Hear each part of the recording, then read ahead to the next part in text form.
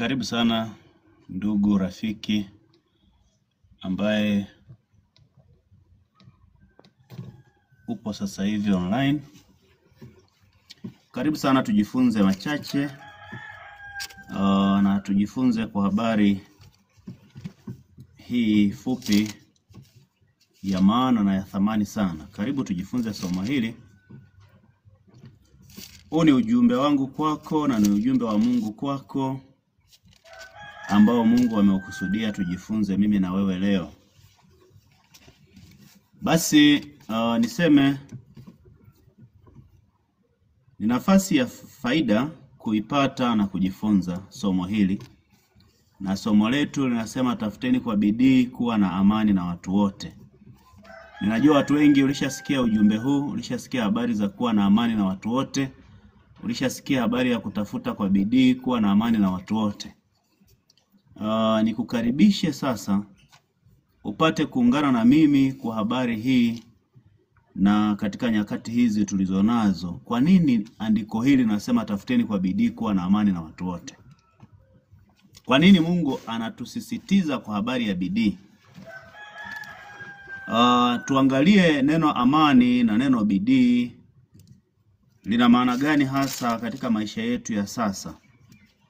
Nitakusomea kitabu cha Waebrania ile sura ya 12 na mstari ule wa 14. Hilo ndilo neno litakalo tuongoza katika somo letu la leo. Tutaongozwa na neno hilo katika somo letu la leo. Unaruhusiwa kushare ujumbe huu kwa sababu ni ujumbe mzuri wa neno la Mungu, ni ujumbe wa amani, ni ujumbe wa habari njema, ni ujumbe ambao unakusudia kutuweka pamoja, unakusudia mema kwa ajili ya jamii yetu, na kwa ajili ya familia zetu, kwa ajili ya taifa pia.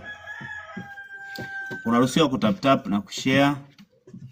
Karibisha mwingine, karibisha rafiki, karibisha yeyote ambaye atapata ujumbe huu. Lakini pia unaruhusiwa kushare kwenye mitandao ya jamii, mitandao ya kijamii kama Facebook, kama Twitter. Unaruhusiwa kushare pia kupitia Instagram. Unaruhusiwa kushare kupitia YouTube. Sio ujumbe wenye ubaguzi, ni ujumbe ambao unafaa waendee watu wengi. Neno la Mungu katika kitabu cha Waebrania 12 mstari wa 14, ama sura ya 12 na ile aya ya 14. Neno la Mungu linasema hivi: tafuteni kwa bidii kuwa na amani na watu wote. Tafuteni kwa bidii, tafuteni kwa bidii kuwa na amani na watu wote. Tunaambiwa tafuteni kwa bidii kuwa na amani na watu wote. Tafuteni kwa bidii kuwa na amani na watu wote. Unaweza kujiuliza ni kwa nini andiko hili linazungumzia habari ya kuwa na amani na watu wote? Kwa nini Biblia haijasema utafute kwa bidii kuwa na amani na marafiki zako ama na majirani zako, lakini umeambiwa tafuta kwa bidii kuwa na amani na watu wote? Hao watu ni watu gani? Umeambiwa watu wote.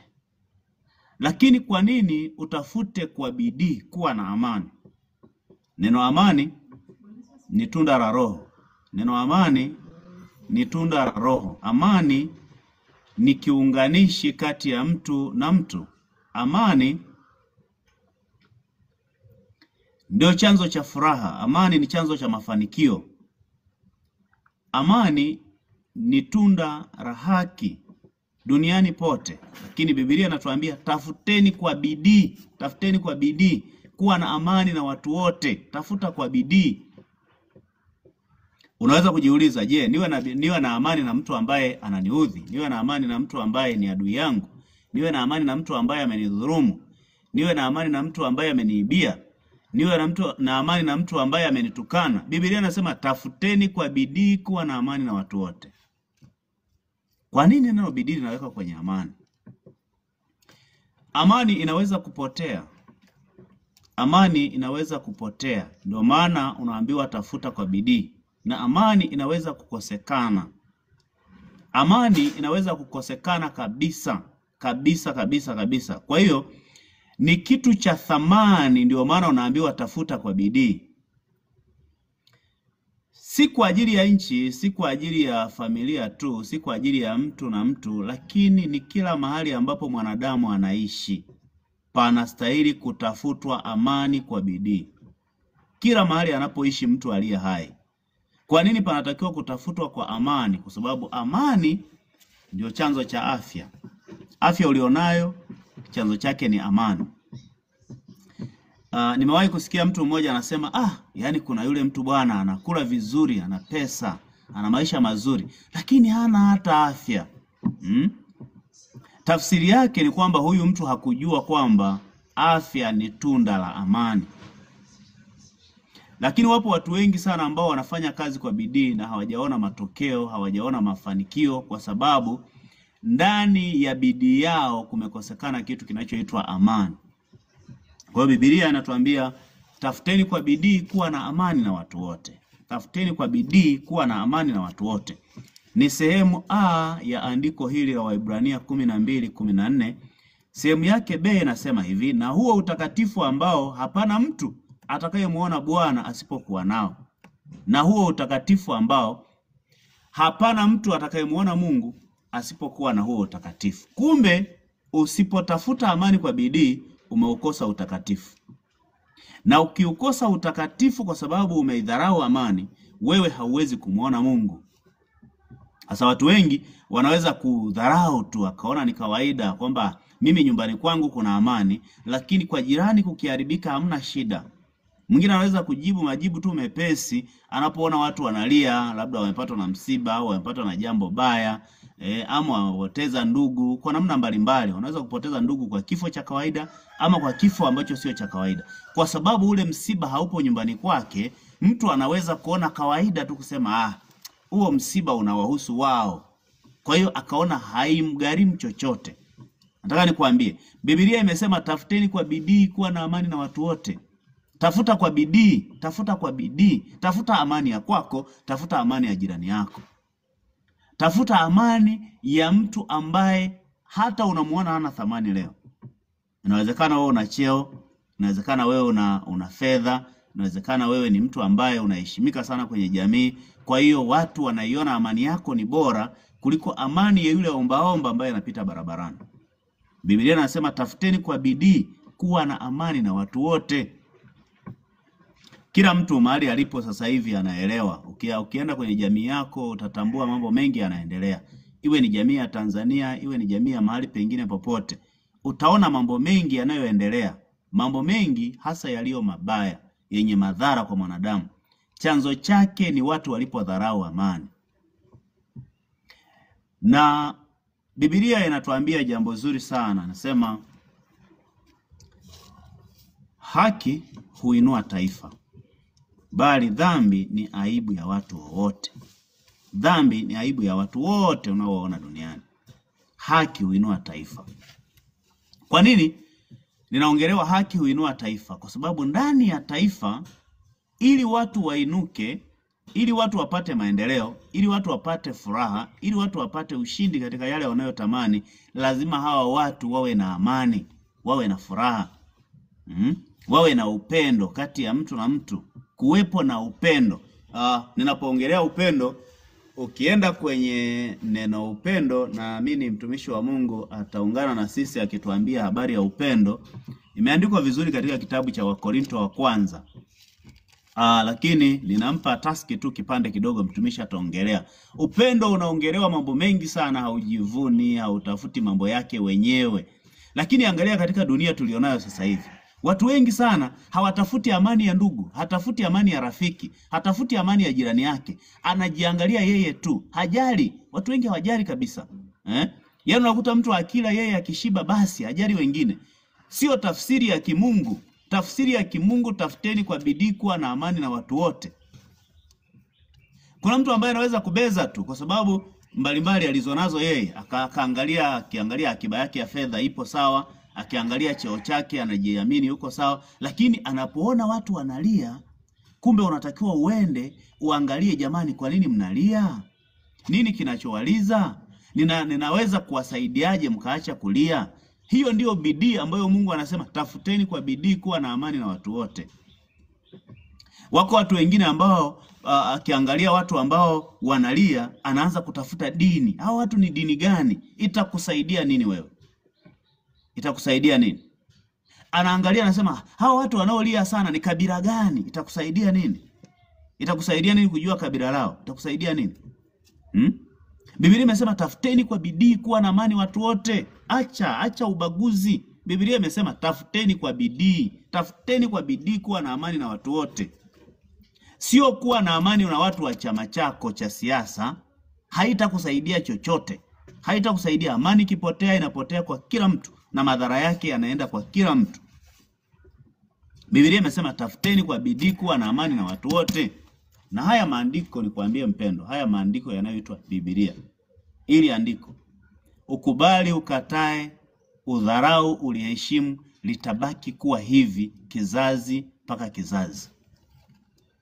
Hata ukidharau leo, hata ukibeza leo, hata ukisema huyu naye anaongea nini, nataka nikwambie hivi, haya maandiko yapo miaka na miaka, milele na milele yatabaki kuwa hivi. Mambo yote yatapita, lakini neno la Mungu halitapita kamwe. Kwa hiyo Biblia kama ilikuambia tafuta kwa bidii kuwa na amani na watu wote, maana yake amani hii inapaswa kutafutwa na watu wote. Na watu wote. Na kuna mtu mwingine ukiongelea habari ya amani sasa hivi anaweza kukasirika tu. Akajisikia tu kukasirika kwa sababu anayeongea sio rafiki yake. Mimi naongea na wanadamu walio hai. Naongea na mtu mwenye pumzi. Nasema wewe mwenye pumzi leo unaagizwa na neno la Mungu. Tafuta kwa bidii kuwa na amani na watu wote. Sio utafute kwa bidii fedha alafu kasahau amani. Tafuta kwa bidii kuwa na amani na watu wote. Kwa nini? Kwa sababu amani ikitoweka, hata mfanyabiashara hana amani, utamuuzia nani wewe bidhaa ulionayo? Leo hii una bidhaa sawa, una stoku kubwa sawa, utamuuzia nani? Amani ikitoweka, hata hilo duka lako linaweza kuchomwa, ofisi yako inaweza kuchoma moto, chochote ulichonacho kinaweza kupotea. Utalisha mifugo yako, utashindwa hata kwenda malisho, kwenda machungani. Huwezi kwenda machungani na mifugo kwa sababu hamna amani. Kwa hiyo hakuna namna mtu unatakiwa kubeza amani. Kila mtu aliye hai, wewe uliye hai, wewe unayepumua leo hii. Nashukuru wote wanao join. Nashukuru Nusra, naona Regan, karibu sana. Amina, karibu sana wote ambao mnaendelea kujoin. Maria, karibu sana. Endelea kushare na wengine pia. Endelea kulike, endelea kutap hapo kwenye screen ili watu wengi zaidi wapate ujumbe huu. Tunajifunza kwa habari ya tafuta kwa bidii. Sawa sawa na Biblia inavyosema, Waebrania 12:14. Tafuteni kwa bidii kuwa na amani na watu wote. Tafuteni kwa bidii kuwa na amani na watu wote. Na andiko hili linaposema tafuteni kwa bidii kuwa na amani na watu wote, Mungu analenga watu wote. Watu wa kila kabila, watu wa kila rangi, watu wa kila jamii, watu wa kila taifa. Tafuta kwa bidii kuwa na amani na watu wote. Jaribu kufikiria sasa hivi, amani ikitoweka Mashariki ya Kati, Middle East, amani ikipotea. Huku Tanzania nilipo mimi, mafuta yanapanda bei. Angalia wakati wa vita ya Russia, mafuta Tanzania yamepanda bei, bidhaa zimepanda bei. Kwa nini? Kwa sababu amani inapaswa kuwa kwa watu wote. Angalia madhara yanayopata nchi za Afrika kukiwa na ghasia eneo lote la bara Hindi, ikiwemo bahari ya Hindi na ukanda wote wa Mashariki ya Kati. Bara la Afrika linapata shida, vitu vingi vinapanda, hakuna usafiri. Kwa nini? Kwa sababu amani ni tunda la Roho. Amani ni tunda la Roho. Tunda lolote la Roho linawahusisha wanadamu wote wenye roho. Mimi kama mtumishi wa Mungu nikusii, wewe unayepata ujumbe huu na wewe utakayepata ujumbe huu baada ya kutumwa na watu wengi, usimwangalie anayekutumia ujumbe. Anayekutumia ujumbe sasa hivi ni mjumbe tu. Mimi nipo leo, naweza nisiwepo baada ya miaka 5, 6, miaka 10, miaka 20, lakini nataka nikuambie ujumbe huu ninaokupa leo ni ujumbe wa miaka 100, 200, 300 ijayo. Tafuta kwa bidii kuwa na amani na watu wote. Kwa nini tunasisitiza sana? Kwa nini nimetumwa leo kukuletea ujumbe huu kwa habari ya kuwa na amani na watu wote? Mtu mmoja akipoteza amani, wengi wanaumia. Mtu mmoja akipoteza amani, mtu mmoja tu akipoteza amani, watu wengi wanaumia. Jaribu kufikiria leo, Mtu mmoja ambaye ni mtengenezaji wa bidhaa ambayo wewe unatumia. Kila mtu hapo nyumbani kwake anatumia bidhaa. Unayo bidhaa unayotumia nyumbani. Ukidharau amani ya mtu mmoja, yule mtu mmoja akipoteza amani. Leo hii unatumia maji. Sitataja makampuni ya watu. Ningeweza kutaja tu na wewe ungeona jinsi ambavyo ina athari kubwa, lakini sitataja. Wewe unatumia soda. Sitataja makampuni ya watu. Soda hiyo unayotumia, soda hiyo unayokunywa. Soda hiyo kuna mtu ambaye ni mmiliki wa kiwanda cha hiyo soda. Unakunywa maji. Maji hayo kuna mtu ambaye anamiliki kiwanda cha hayo maji. Unakunywa juice. Kuna mmiliki wa kiwanda cha hiyo juice. Ukiangalia amani ya wewe peke yako nyumbani kwako, jaribu kutafakari huyo mwenye kiwanda cha juice kama hayupo unaishije. Jaribu kutafakari huyo mwenye kiwanda cha chumvi. Kama hayupo huyo mwenye kiwanda cha chumvi leo, hayupo. Okay, kwako kuna amani sawa. Lakini mwenye kiwanda cha chumvi leo hana amani kwake, amani imetoweka kwake, amepoteza uhai, amepoteza maisha, amepoteza kiungo cha mwili wake, ama amepata ulemavu wa kudumu. Huyo mwenye kiwanda cha chumvi akikosa uwezo wa kuzalisha chumvi leo, miezi 5 hakuna mzalisha chumvi, hali itakuwaje?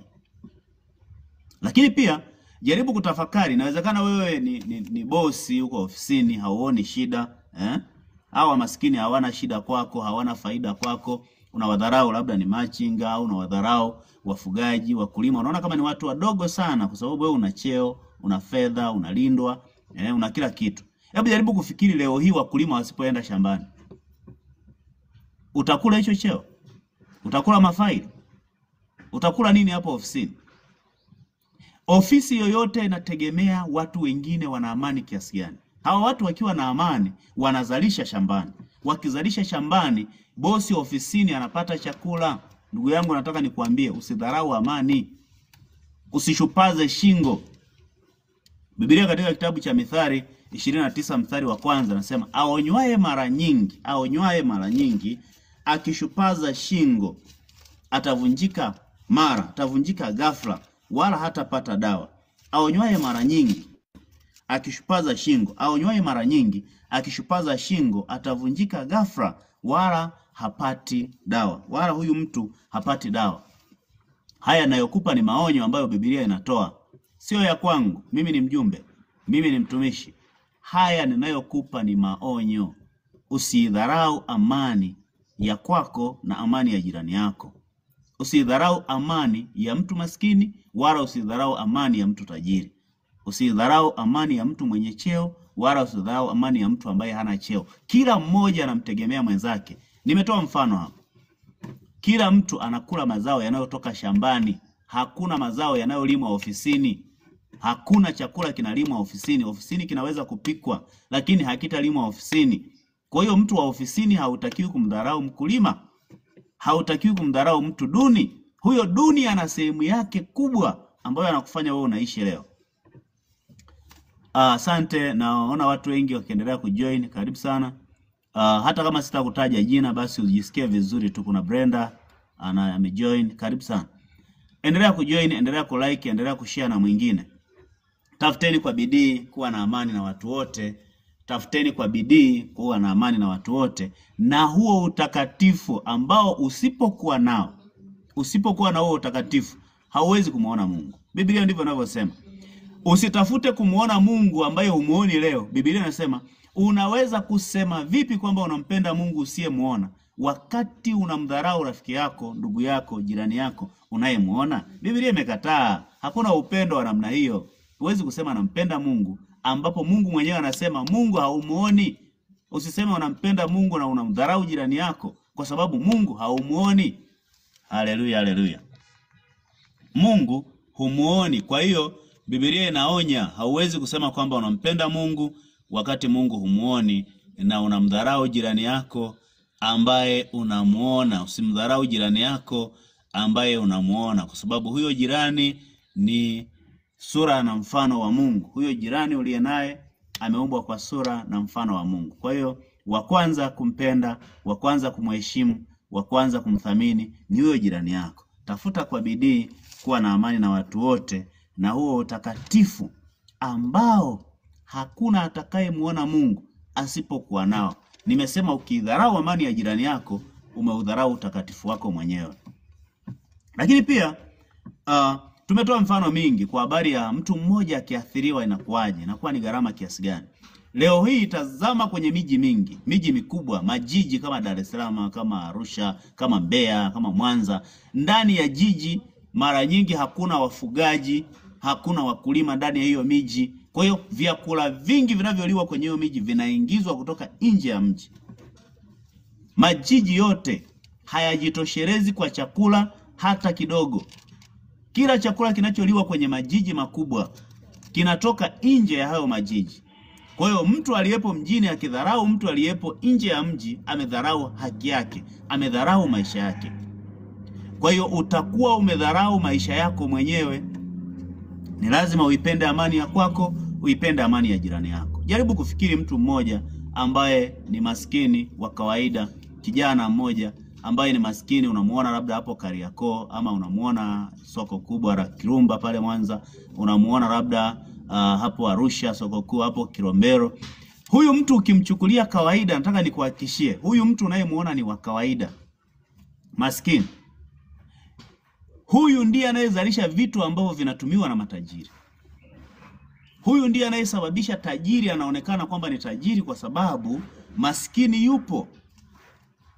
Madhara haya tunayoona ya ukosefu wa amani yanapelekea hata tajiri hawezi kusimama wala kuweka mradi wowote kwa sababu maskini ndio tumaini la tajiri. Mtu mmoja akipoteza amani, watu wote wamepoteza amani, ama kwa kujua ama kwa kutokujua. Kwa hiyo ni lazima ujifunze kulinda amani. Linda amani, linda amani. Sio kisiasa. Acha kuwaza ujinga. Watu wengi wanawaza siasa tu. Mtu ukiongelea amani, mtu anaanza kuwaza chama chake. Chama hakitatusaidia. Tukipoteza amani, tumepoteza amani kwa wenye chama na wasiokuwa na chama. Tutakuwa tumepoteza amani kwa mwenye dini na asiyekuwa na dini, naye amepoteza amani. Kwa hiyo jifunze kwamba amani ni tunda la Roho. Kila mwenye roho anatakiwa kuithamini amani, na usithamini amani ya kwako peke yako. Okay, ningeweza kusema ni nyamaze. Okay, nimeshiba, nimevaa, labda nina pesa kwenye akaunti, labda nina cheo. Niweza kusema haina haja. Lakini nataka nikuambie hivi, hakuna mtu ambaye anaishi duniani peke yake, independent. Hakuna mtu ambaye yuko peke yake huru, anajitegemea bila kutegemea wengine. Kila mmoja hapa, okay, bahati mbaya wale ambao hawatumii. Lakini jiulize wangapi ambao wanakunywa maziwa na hawajawahi hata kufuga ng'ombe. Wangapi wanakunywa maziwa leo hii, iwe ni hotelini, iwe ni nyumbani kwako, iwe ni unaweka bili, lakini hujawahi kufuga ng'ombe. Haujawahi kufuga ng'ombe lakini unakunywa maziwa. Itakuwaje ukidharau amani ya yule mfugaji? Itakuwaje? Itakuwaje ukisema wale bwana wale ni Wasukuma tu, wale wafugaji labda ni Masai tu, lakini matunda yake tunayapata wote? Ni wangapi ambao leo hii wanaweza kukwepa matumizi ya ngozi? Kila mmoja hapa anapenda kiatu cha ngozi, mwingine anapenda mkanda wa ngozi, mwingine anapenda mazao mbalimbali yanayotokana na ngozi. Lakini yamepatikana kwa sababu mfugaji alikuwa amepata amani ya kufuga, akafuga, baadaye tumepata matunda yake.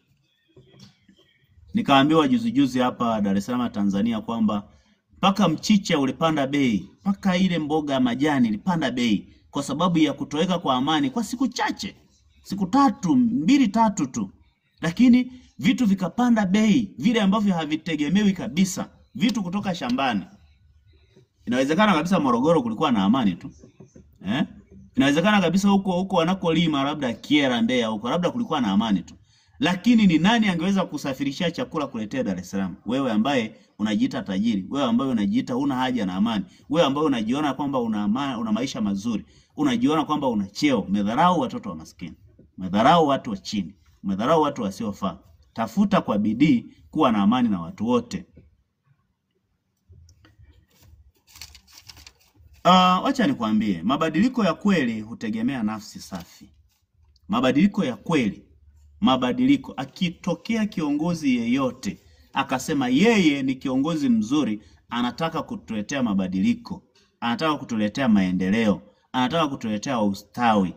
Anatakiwa kwanza atambue kwamba nafsi zetu ama nafsi za Watanzania ama nafsi za jamii anayoiongoza zinataka nini. Kwa sababu mabadiliko yanategemea nafsi moja moja inataka nini. Nafsi haishikiki. Naweza kusema nafsi haionekani, lakini nafsi ina impact, ina madhara, ina maamuzi makubwa sana kwenye kile ambacho mtu anakifanya. Kwa hiyo chochote ambacho mtu anakifanya, hata ukimlazimisha mtu afanye jambo kwa sababu una mamlaka, kwa sababu wewe una nguvu za dola, kwa sababu wewe una nguvu za fedha, kwa sababu wewe una nguvu za kimwili, ukamlazimisha mnyonge afanye jambo ambalo nafsi yake haiko tayari, nataka nikuhakikishie madhara yake ni makubwa. Uharibifu ni mkubwa. Trace back, jaribu kurudi nyuma, fikiria nyakati za wakoloni. Wakoloni waliweza kuwalazimisha Waafrika kulima mashamba. Waliwalazimisha Waafrika kwenda kulima mashamba ya wazungu, kwenda kulima mashamba ya wakoloni. Lakini angalia kilichokuwa kinatokea. Waafrika walipochoka walikuwa wanafyeka mazao. Wengine walikuwa wakiambiwa waweke mbolea kwenye mahindi kwa mfano. Badala ya kuweka kwenye mizizi walikuwa wanaweka mbolea kwenye majani ya mahindi. Mzungu akija baada ya siku 3 anakuta mahindi yote yamekauka. Kwa nini yalikuwa yanakauka? Kwa nini walikuwa wanafanya hivi? Kwa sababu nafsi zao zilikuwa hazina utayari wa kufanya kile walicholazimishwa kufanya. Kwa hiyo mabadiliko ya kweli yanategemea sana hali salama ya nafsi moja moja. Sijasema nafsi 2, 3, ni nafsi moja. Usidharau nafsi moja, kwa sababu wewe unayedharau nafsi moja, wewe ni mmoja pia. Yaani tunapozungumzia kiongozi wa serikali kwa mfano, kiongozi wa taifa linaongozwa na mtu mmoja ambaye anaitwa, kwa mfano nchi zetu zinaongozwa na mfumo wa rais. Kuna nchi ambazo zinaongozwa na mfumo wa kifalme. Kuna nchi ambazo zinaongozwa na mfumo wa malkia. Malkia anakuwa ni mmoja. Rais anakuwa ni mmoja. Hata kama angekuwa ni dikteta ama ni demokrasia kiasi gani, lakini anakuwa ni mmoja tu. Kama huyu yeye ni mmoja na tunamthamini na tunamsikiliza, kwa nini yeye adharau nafsi moja moja? Kwa hiyo utagundua nafsi moja moja ina thamani kubwa sana. Ina thamani kubwa. Nafsi moja moja ndiyo inayozaa mtu anayeitwa askari, au ni mwanajeshi, au ni polisi, anazaliwa na nafsi moja. Hiyo nafsi moja ndiyo inayolinda usalama wa nafsi nyingine. Kwa hiyo nafsi zile moja moja zikiwa na amani zinaweza kuleta mabadiliko. Lakini pia amani, tunayosema amani ni tunda la haki. Amani ni tunda la haki. Mahali penye haki panastawi amani. Mahali penye haki panastawi upendo. Mahali penye haki panastawi furaha. Furaha na amani vinaenda pamoja. Hata kama una uwezo wa kula vitu vingi, una uwezo wa kununua vitu vingi, una uwezo wa kununua nguo nyingi, lakini hazitakuongezea nafsi. Na mtu anasema na maana gani? Haya, namaanisha hivi. Yaani wewe hata kama una uwezo wa kununua nguo nyingi kiasi gani, una uwezo wa kuwa na mali nyingi kiasi gani, nafsi inabaki ile ile moja ulionayo, uliopewa na Mungu. Nafsi inabaki moja tu. Na thamani yake inabaki ile ile ya nafsi moja. Kwa hiyo habari ya kwamba wewe una vyeo vitatu, labda ni mwenyekiti pale mtaani, labda wewe ni jaji, labda wewe ni nani, haikuongezei nafsi. Kwa hiyo usidharau nafsi nyingine kwa sababu wewe una vyeo vingi. Usidharau nafsi nyingine kwa sababu wewe una fedha nyingi. Kwa sababu unaweza kuwa na fedha nyingi, lakini bado wewe ni nafsi moja, sawa sawa na yule ambaye hana fedha, sawa sawa na yule ambaye hana cheo, sawa sawa na yule ambaye hana kazi, sawa sawa na yule ambaye hana shamba, sawa sawa na yule mpangaji yule pale nyumbani kwako. Wewe ambaye unapangisha watu, unaweza kufika mahali ukamwona mpangaji tu huyu. Huyu ni mpangaji tu, hana lolote, hana chochote. Ile ni nafsi moja sawa sawa na wewe ulivyo nafsi moja. Haleluya.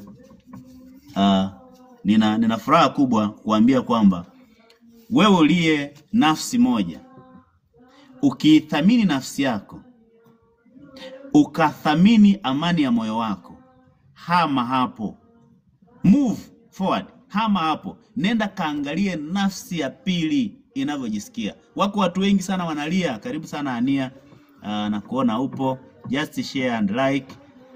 Natamani sana watu wengi tupate funzo kwamba tunaposema amani, Tunaongelea nafsi.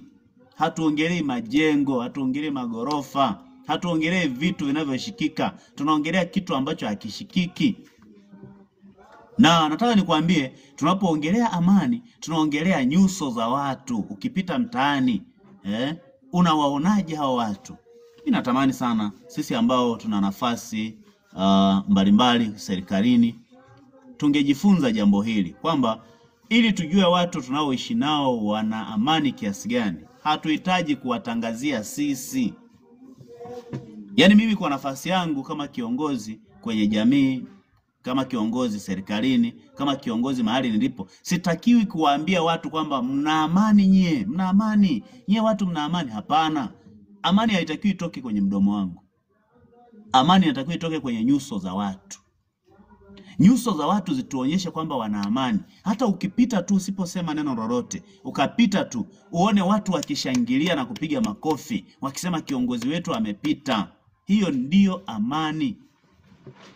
Amani haiambatani na mamlaka na nguvu na dola. Ukatembea unalindwa sana, una mabodyguard, watu wanaogopa, wanasema tuna amani, tulieni, tuna amani. Hapana.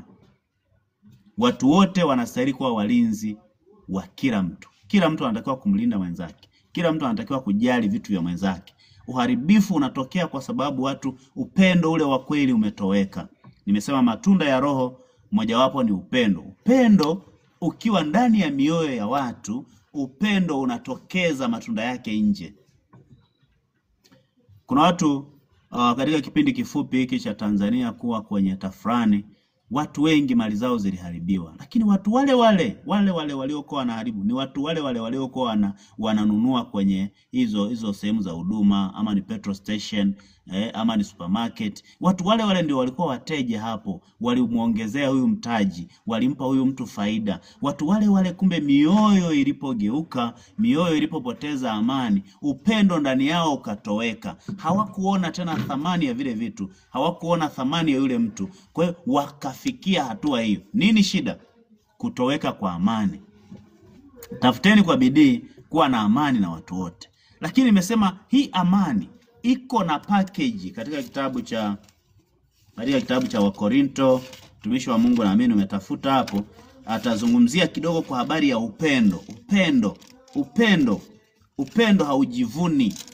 Ukisikia mtu anasema haina shida bwana, nataka nikwambie, tafuteni kwa bidii kuwa na amani na watu wote. Awe ni Mkenya, awe ni Mtanzania, tafuta kwa bidii kuwa na amani naye. Mpende, mthamini, awe ni mtu wa Burundi, awe ni wa Rwanda, mthamini. Akija Tanzania mthamini, ukienda kwao atakuthamini.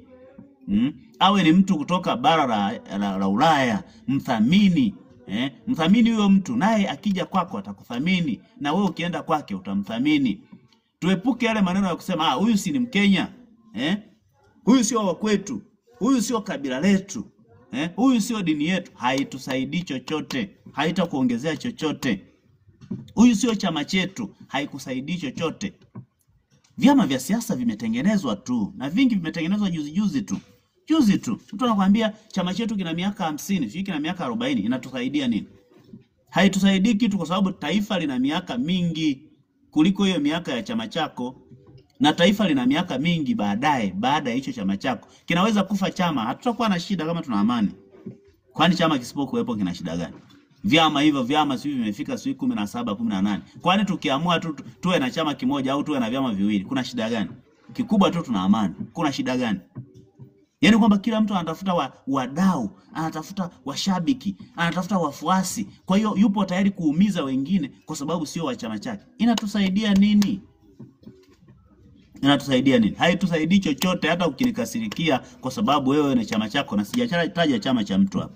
Lakini kuna ujinga unaoendelea wa watu kuvitazama vyama kana kwamba wamezaliwa ndani ya vyama, kwa hiyo wataishi ndani ya vyama. Kwa hiyo taifa pia limezaliwa ndani ya chama. Taifa halijazaliwa ndani ya chama. Nataka niwaambie, taifa letu ni la thamani kuliko cheo. Taifa letu ni la thamani kuliko chama. Taifa letu ni la thamani kuliko kampuni yako. Taifa letu ni la thamani kuliko fedha ulionayo. Taifa letu ni la thamani kuliko elimu ulionayo. Hivyo vyote visipokuwepo tunaweza kuishi. Jaribu kufikiri wakati wa zamani hizo, Akina Mkwawa walipigania taifa hili, walipigania amani ya taifa hili, walipigania furaha ya taifa hili, walipigania uhuru wa taifa hili. Akina Mkwawa, akina Kinjekitile Ngwale, kwa wale waliosoma historia, miaka hiyo walipigania. Kulikuwa na chama gani ambacho kipo sasa hivi? Hakukuwa na chama chochote unachokisikia sasa hivi Tanzania. Hakikuwepo hata kimoja. Hivyo vyama vya siasa havikuwepo, lakini akina Mkwawa walipigania haki, amani na upendo. Walipigania uhuru. Walipigania taifa hili kwa sababu walikuwa wanathamini utu. Walipoona utu umepotea, Mwingereza amepoteza utu, wakati ule Mjerumani amepoteza utu, hawakuwa na uvumilivu tena. Waliamua kupigania. Kwa hiyo usisumbue watu, usitese watu, usiumize watu, usiharibu mali za watu kwa kisingizio cha chama, kwa kisingizio cha udini, kwa kisingizio cha udhehebu, kwa kisingizio cha ukabila. Acha ujinga. Basi ukipanda basi ni basi litakufikisha unakokwenda. Ukipanda basi kutoka Dar kwenda Arusha, ukipanda basi kutoka Arusha kwenda Mbeya, ukipanda basi kutoka Dodoma kwenda Mwanza, basi litakufikisha tu. Hata uwe mweupe uwe mweusi, basi litakufikisha tu. Hata uwe kabila gani, basi litakufikisha tu. Kwa hiyo hivyo vigezo ni vidogo. Mpenda sana mtumishi wa Mungu, karibu sana mtumishi wa Mungu Charles. Alinifundisha jambo moja, akasema, hivi wewe si unakunywa maji wewe unayenisikiliza wewe. Wewe mwenye chama chako unasema mimi damu, chama changu damu. Unakunywa maji kama wengine. Unakula chakula kama wengine. Kwa hiyo kumbe sisi ni kitu kimoja. Sisi ni watu sawa kabisa. Hatuna sababu ya kupoteza amani kwa sababu ya visingizio vidogo vya kijinga. Hebu jaribu kufikiri wakati nchi inapata uhuru. Huyu unayempigania leo apate sijui uwenyekiti, unampigania mpaka unapoteza amani ya wenzako. Unampigania sijui apate udiwani, unampigania sijui apate ubunge, mpaka unasahau amani ya wenzako. Haujali kabisa amani ya wenzako. Wakati wa nchi kupata uhuru huyo alikuwepo? Alikuwa wapi? Waliokuwepo wakati wa kina Nyerere wakifufuka leo, wakiwepo leo, watakuelewa kweli? Utaelewaka kweli wewe Mtanzania wewe? Ambayo unasema kwa sababu ya chama changu, kwa sababu ya fulani apate cheo, kwa hiyo haujali tena amani ya wengine, haujali tena amani ya vijana, haujali tena amani ya vijana wa kike na wa kiume, haujali tena amani ya walemavu, haujali tena amani ya wagonjwa, haujali chochote. Unaharibu miundombinu kwa sababu nini? Thamini watu. Wewe kiongozi uliyepata dhamana, umepata dhamana na mamlaka kwa sababu watu wamekupa. Yaani sisi wote sisi tuna manguvu. Tuna nguvu nyingi. Karibu sana mtumishi wa Mungu. Sisi tuna nguvu kubwa sana. Kwa hiyo sisi tukaona kila mtu akitumia nguvu zake tutagombana. Kwa hiyo tukaamua kukusanya nguvu zetu mtumishi, tukampa mtu mmoja. Kwamba sasa wewe utakuwa unaamua kwa niaba yetu, wewe utakuwa unatoa amri ya jeshi, wewe utakuwa unatoa amri ya polisi, wewe utakuwa unatoa amri kwa viongozi wote, mawaziri, wabunge, wakuu wa mikoa, wote watakuwa wanakusikiliza wewe, alafu sisi tunapokea. Sisi huku tutakuwa tunatekeleza bwana. Tumekukubali wewe ufanyaje? Utuongoze. Sasa kumbe sisi ndio wenye nguvu, tumekupa wewe utuongoze. Kwa hiyo ukitumia vibaya zile nguvu, maana yake hautambui nafasi uliopewa na hutambui waliokupa nafasi. Unaona? Kwa hiyo watu wengi wamedharau, wanasema hawa wanyonge. Nasikia vibaya sana mtu akisema wananchi wanyonge. Sikia vibaya sana. Hakuna wananchi wanyonge.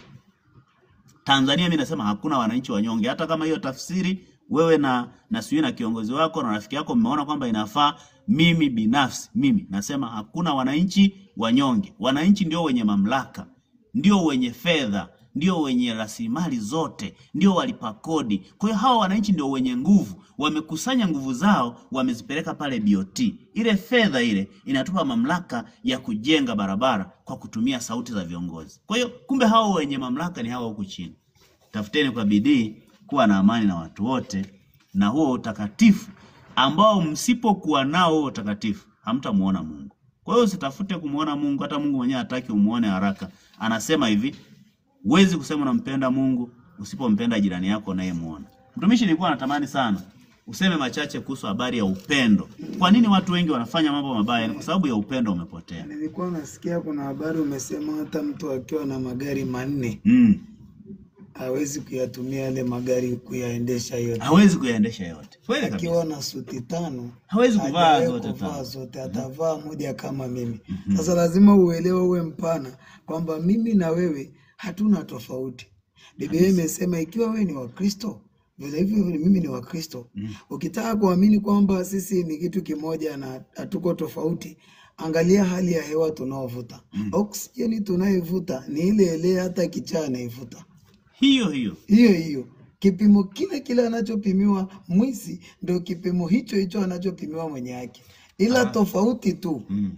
Kuna namna huyu mwizi apati vitu sasa sawa na mwenye haki anavyopata. Lakini pumzi ni ile. Ila kuna upendeleo. Na upendeleo huo unatokana na nini mtumishi? Biblia ina neno zuri sana, nasema waovu hukimbia hata wasipofuatiwa na wana mashaka, wana hofu. Hiyo Sasa ubaya sasa hivi pia sio waovu tu. Yaani waovu wenyewe, wapo wengine ambao wako maofisini nao wamekuwa ni waovu. Kwa sababu hata wao wana hofu. Kwa nini? Kwa sababu kinachozaa hofu ni uovu. Lakini mimi nina kwa nini upendo umepoa? Upendo wa watu wengi umepoa.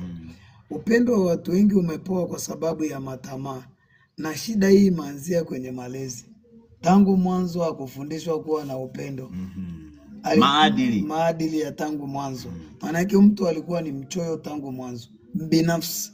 Kwa hiyo akiona nafasi fulani amepata kwa ajili ya kusababisha wengine wanufaike, yeye anajirundukia vyote. Kwa nini? Kwa sababu ndani yake tangu utoto alikuwa mbinafsi. So sasa hivi tu ameibuka akawa hivyo. Tangu mwanzo yuko na hiyo tabia. Maandiko yanasema aonavyo mtu nafsini mwake ndivyo alivyo. Maanake tangu utoto alikuwa ni mchoyo ukimfuatilia. Umenipa kitu cha maana sana hapa mtumishi. Kumbe tatizo la watu wengi sana ambao tunaona kwamba wanasababisha upendo wa wengi kupoa ama kupotea ni kwa sababu ya ubinafsi. Kwamba mtu kumbe akipata anasahau kwamba na yeye kabla hajapata alikuwa sawa na wale. Kwa hiyo anafanya kazi kubwa sana ya kuwanyima haki wale kwa sababu ndani yake kumejaa uchoyo tangu mwanzo. Sasa ukiona msingi, Biblia inaposema, kuna wakati mimi nimesema unapomlea mtoto, usimlee kama wa kwako, mlee kama kiongozi wa watu baadaye. Bwana atusaidie sana. Kwa mfano mimi huwa napenda kusema, mimi simtengenezi mtoto kama mimi nitaishi naye, namlea kama mke wa mtu, namlea kama kiongozi wa kitaifa. Ili baadaye anapotoka kuwa kiongozi, maana yake asumbui taifa. Kwa hiyo kumbe huyu kwa mfano unamlea mwanao katika familia ambayo ina utajiri na vitu vingi, labda ni mtoto wa kike, umlee kama mtoto ambaye ataenda kuolewa kwenye familia duni, kwenye familia isiyokuwa na mahitaji. Kwa hiyo umuonyeshe thamani ya kuishi na watu wenye nacho na thamani ya kuishi na watu wasiokuwa nacho. Upendo umepoa sana kwa sababu hata hizi kichempati wanazosema wanaweka wazazi. Wanasema si umeona hiki kimpekecho, si umeona hiki sui, mpe ungo, si upepete sui. Hakuna hiyo biashara. Mwambie bwana, unavyoenda pale kwenye ile familia, kuna chai ya rangi. Hakuna ya maziwa kama hapa. Hapa hakuna, huko unakokwenda hakuna Blue Band kama hapa. Kwa hiyo mawazo yako ya hapa usiyapeleke kule. Kwa hiyo hata akipata Blue Band kule anakokwenda, haitampa shida. Akikosa, haitampa shida. Sumenelewa vizuri, na ndio Biblia imesema tumezoeshwa sasa. Kuna neno moja ulitoma mtandaoni, nililisoma, linalosema kwamba ile kitabu cha Wakorintho wa kwanza 13:11, nalipokuwa mtoto mchanga nalisema kama mtoto mchanga, nalipokuwa mtu mzima niliyabatilisha mambo ya kitoto. Nilitafakari sana, lakini nikawaza pale sasa, nalipokuwa mtu mzima kwenye idara ipi? Sababu kuna watu wengi ni wazima, ni watu wazima lakini watoto. Utu uzima upi huo? Katika kufikiri, katika ufahamu. Bwana tusaidie sana. Niliwaza sana na nikatafakari sana ule ujumbe. Ni mzito, ila kwa mtu akiusoma kawaida, nilipoona ni mzito na mimi nikausendi ili usaidie wa Tanzania wengi. Sio uchoyo sasa huu. Ningekaa mwenyewe niseme mimi nimeshajua mwenyewe, kuja ni ufiche ubinafsi. Sikuwa na ubinafsi, nikatumia bando langu nikarusha kwa watu wote wakapata ule ujumbe. Maana yake ni nini? Ninatamani kila mtu atoke mahali alipokwenda sehemu nyingine. Kabisa. Huo ndio nini? Upendo. Bwana atusaidie sana. Kwa hiyo tutasoma maandiko machache, lakini kitu ambacho nataka niseme, wewe ambaye unasema kwamba hapo ulipo Wai, mimi sio mwanasiasa, watajua wenyewe. Kuna mtu mmoja nilimwambia siku moja, usipoenda kupiga kura ni tatizo. Akasema inuhusu mimi. Nikamwambia bro, bomba la maji yakiwa ya shida, hata wewe utahusika.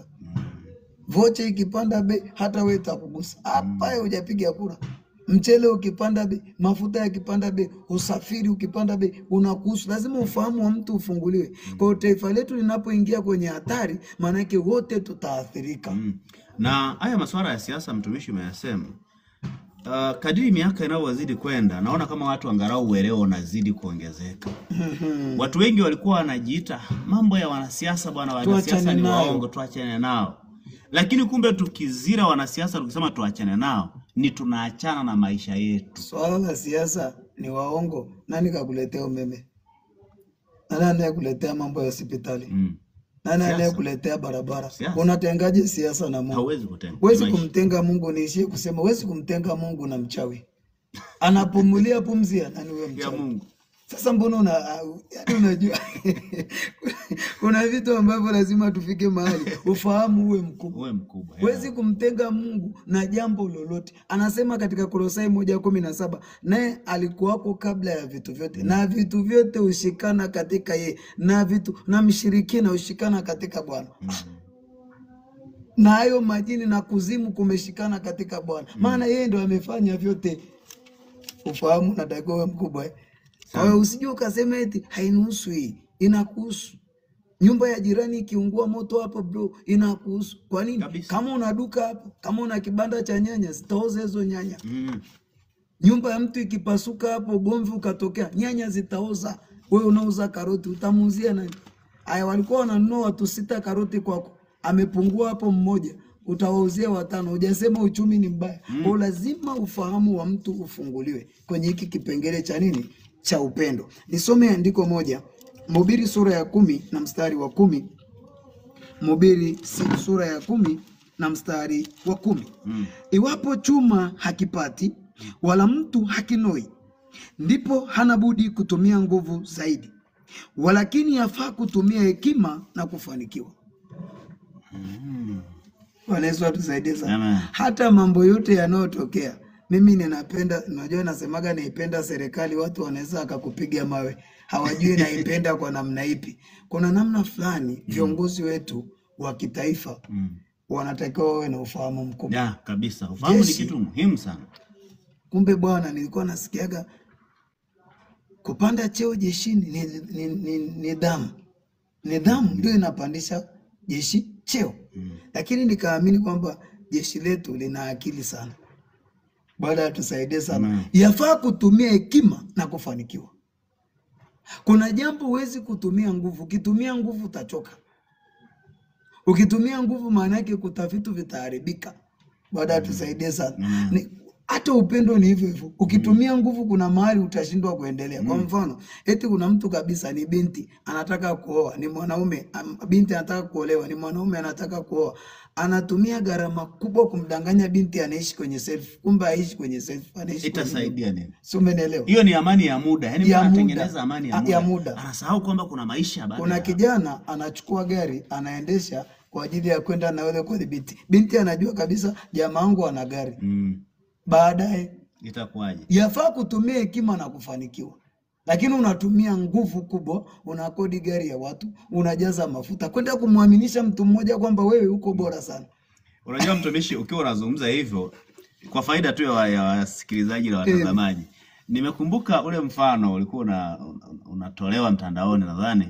Anasema kuna nyumba walikuwa wanaishi viumbe wengi, lakini hiyo nyumba kulikuwa na kuku, kuna mbuzi, kuna ng'ombe. Kwamba kuku akamwambia mbuzi, nimemwona nyoka ameingia kwenye hii nyumba, njoo tusaidiane tumtafute.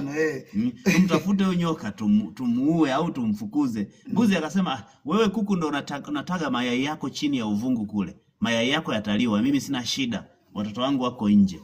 Kwa baadaye mbuzi akaona haimuhusu, lakini hapo kulikuwa na ng'ombe. Kwa hiyo ng'ombe naye akaona haimuhusu. Lakini baadaye mwenye nyumba akagongwa na yule nyoka. Yule mwenye nyumba akaanza kuumwa. Wageni walipokuja kuku akachinjwa.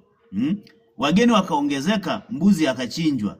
Yule mwenye nyumba akafariki, kwenye msiba wake ng'ombe akachinjwa. Kwa hiyo madhara yakawapata wote kwa sababu walidharau nyoka. Sasa ndicho kinachotokea sasa hivi. Yule ambaye hajapiga kura madhara yamempata.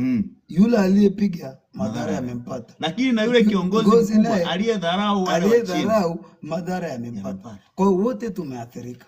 Hakuna mwenye furaha hata mmoja. Tafuteni kwa bidii kuwa na amani na watu. Kumbe yafaa kutumia hekima na kufanikiwa. Kabisa. Kuliko kutumia mtumishi.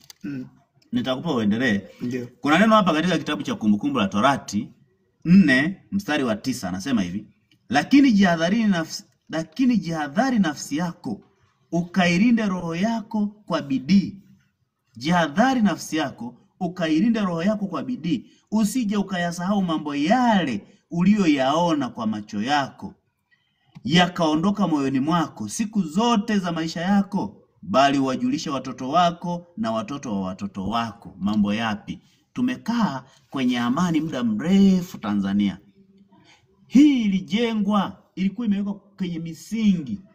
Kwa hiyo kama ukiona kwamba amani inapotea, amani inatoweka kati ya mtu na mtu, ni watu wamedharau, wamesahau yale mambo walioyaona, kwamba tulizoea kusalimiana, tulizoea kupeana vitu, tulizoea na kuheshimiana bila kujali vyama, bila kujali kabila, bila kujali upande gani umetoka kaskazini mwa Tanzania, umetoka kusini, umetoka magharibi, umetoka mashariki, umetoka Zanzibar, umetoka Tanganyika ukaenda Zanzibar. Tulizoea kuthaminiana. Ukiyadharau sasa yale mambo, ndipo Biblia inasema hivi: Lakini jihadhari nafsi yako, ukailinde roho yako, na uyatunze yale mambo uliyoyaona na kuyasikia na kuyaishi. Hayo mambo uyarithishe kwa watoto wako na kwa watoto wa watoto wako. Kwa hiyo tafuteni kwa bidii kuwa na amani na watu wote, msingi wetu unabaki pale pale. Mtumishi wa Mungu, kuna siku moja ulisema kwa habari ya utakuwa mzee wa aina gani kesho. Kama baba wewe umeshindwa kumtengeneza kijana katika msingi mzuri, atakuwa mzee wa aina gani? Kwa hiyo tunaona kabisa kwamba viongozi wa kitaifa lazima wafike mahali wabadilishe mtazamo. Kabisa. Usizoee kwenda tu na ile gia ya zamani. Kuna mlima ambao huwezi panda na gia hiyo. Kabisa. Kuna milima mingine ipandwi. Kabisa. Bwana tusaidie, zinabadilika. Kwa hiyo lazima tuwe na mtazamo chanya. Umenigusa sana mtumishi. Kumbe unaweza kuwa kiongozi lakini uliongoza watu mwaka jana au kwa miaka 5-6. Kumbe ile miaka ilikuwa ni ya kiangazi. Kuna miaka ya masika, miaka ya muda wa mvua. Hii miaka ya muda wa mvua usiende kwa staili ile ya jua. Ile ilikuwa ni staili ya jua. Nyakati zimebadilika. Huwezi kununua mwavuli wakati wa jua. Huwezi. Sasa wala huwezi kuvaa makoti makubwa wakati wa jua. Sasa usiwalazimishe watu vaeni makoti, tunahisi joto. Vaeni makoti. Mimi ndio kiongozi wenu. Jamani, tunahisi joto. Kumbe unatakiwa kuwasikiliza hawa. Kubadilisha mtazamo. Hawa watu kwa nini wameacha kuvaa makoti? Hawa watu hawataki kuvaa makoti. Sio kwamba hawayapendi makoti, majira yamebadilika. Kuna siku moja ulisema haki huinua taifa, bali dhambi ni aibu kwa watu wote. Nilikasema Tanzania inapochafuka ni watu wote Tanzania wamechafuka. Na tulisema sasa hivi Tanzania imepitwa na jaribu fulani. Watu hawasemi Samia, wanasema rais wa Tanzania. Hata mataifa mengine wanasema rais wa Tanzania. Doa nimeingia. Rais wa nchi. Nchi ni mipaka halali. Taifa ni watu. Nchi ya Tanzania. Umenipa maarifa mazuri hapa. Nchi ni mipaka halali. Taifa ni watu. Kwa hiyo nchi ya Tanzania maana yake ardhi ila haifai kukaa. Bwana Yesu atusaidie sana. Kwa hiyo kuna namna fulani mataifa mengine wanapotusikia Tanzania wanasema nchi. Maana yake nchi ni mipaka halali. Hapafai kwa uwekezaji. Ile ardhi haifai tena. Nikiwekeza vitu vyangu pale kwenye ile ardhi vitapigwa.